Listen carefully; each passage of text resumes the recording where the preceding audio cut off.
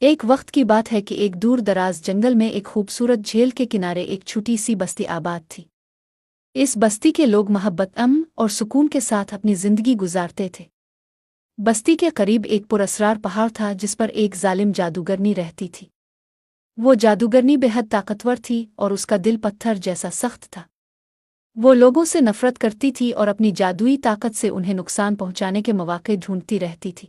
جادوگرنی کی بدصورتی اور ظلم کے قصے دور دور تک مشہور تھے اور لوگ اس کے خوف سے پہاڑ کے قریب جانے سے بھی ڈرتے تھے۔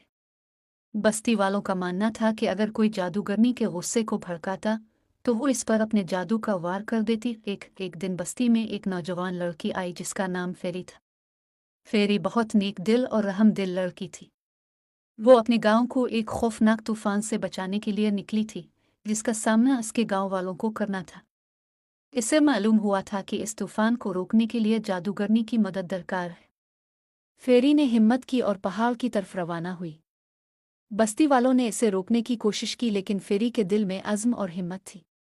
وہ پہاڑ پر چڑھ گئی اور جادوگرنی کی غار تک پہنچ گئی۔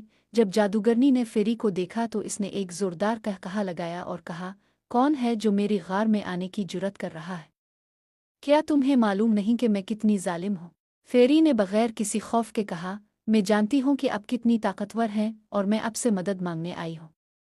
میرے گاؤں کو ایک طوفان نے گھیر لیا ہے اور صرف آپ ہی اسے روک سکتی ہیں۔ جادوگرنی نے حیران ہو کر فیری کی طرف دیکھا۔ اتنے برسوں میں کسی نے بھی اس سے مدد مانگنے کی جرات نہیں کی تھی۔ فیری کی معصومیت اور اس کے دل کی سچائی نے جادوگرنی کو حیران کر دیا۔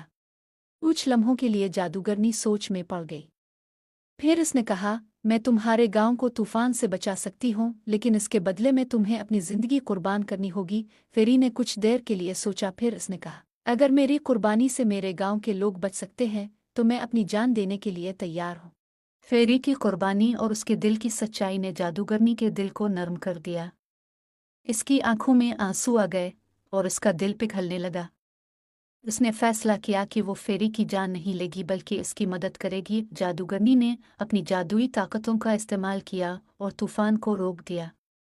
اس کے بعد اس نے فیری سے کہا، تمہاری ہمت اور قربانی نے میرے دل کو بدل دیا ہے۔ اب میں لوگوں کو نقصان نہیں پہنچاؤں گی بلکہ ان کی مدد کروں گی۔ فیری نے جادوگرنی کا شکریہ ادا کیا اور واپس اپنے گاؤں چلی گئی۔ جادوگرنی نے اپنی ظالم فطرت کو چھوڑ کر نیکی کا راستہ اپنا لیا اور وہ جنگل کی محافظ بن گئی۔ یوں فیری کی بہادری اور سچائی نے نہ صرف اس کے گاؤں کو بچا لیا بلکہ ایک ظالم جادوگرنی کے دل کو بھی بدل دیا۔